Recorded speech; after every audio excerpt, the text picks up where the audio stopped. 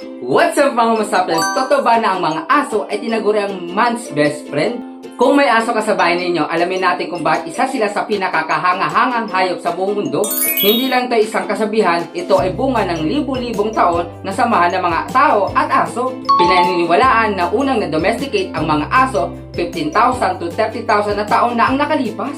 Kaya isa sila sa pinakamatagal ng kasama ng mga tao. Hanggang ngayon, tumutulong sila bilang bantay, search and rescue dogs, dog's guide, therapy dogs at ibang pang mahalagang katuwang ng tao. Meron nga palang isi-share na ilang fun facts about sa mga aso.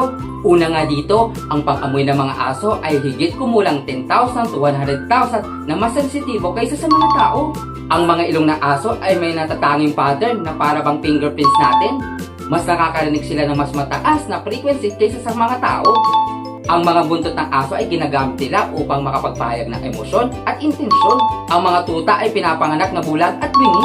Pinagpapawisan rin ang mga aso sa pamamagitan ng kanilang mga paws at humihingal sila para lumamig ang kanilang mga katawan. At alam niyo ba na maraming uri ng aso na kayang matuto ng 100 na utos o kilos? Ang pinakamabilis na aso pala ay greyhounds na kayang tumakbo ng humigit kumulang 72 kilometers per hour. At panghuli, based on our experience, ang pakikipaglos sa mga aso ay maaaring makatulong sa pagbabawas ng stress at pagpapabuti ng mood ng isang tao.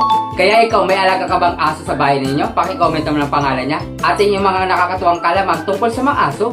Muli, ako si Tuti, isang Homo sapiens na nagsasabing ang katalinuhan ay lumalago kapag binabahagi. Hanggang sa susunod na kalaman, God bless mga Homo sapiens!